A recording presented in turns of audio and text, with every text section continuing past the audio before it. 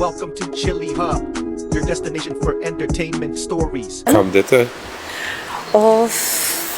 Do práce. Do práce? Do práce.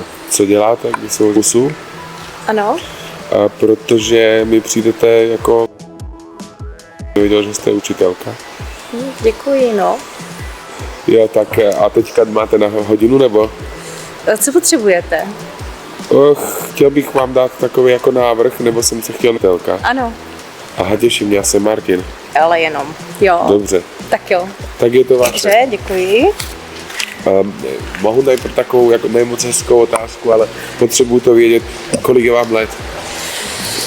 No, to se moc neříká, ale. U takových starších dám. Ale to se nejste žádná starší dáma. 40.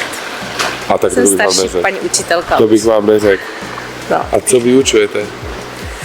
Dějepis. Dějepis. No, dějepis. To jsem nikdy neměl rád.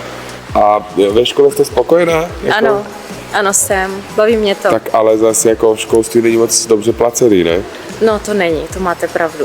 To jako fakt není. Je to blbý. Finančně. Kolik si tak vyděláte za měsíc? No nic moc.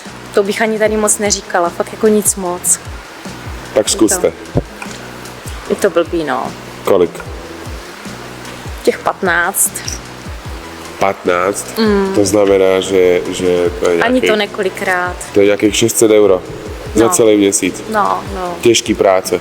No. No. Co potřebujete? Jak bych vám to vysvětlil, no. Já mám docela jako hodně peněz a mám takový, jak bych to řekl, hobby. Ano. A Ano. to je? Kamera je moje hobby. A nejdřív zeptat, ale zapomněl jsem se zeptat, jestli máte 2 minuty času na takový malý rozhovor. Kdybych vám jako k tomu učitelskému platu připlatil třeba 100 euro za to, že mi dáte malý interview. To je pravda, ale já nevím, no. Máte čas?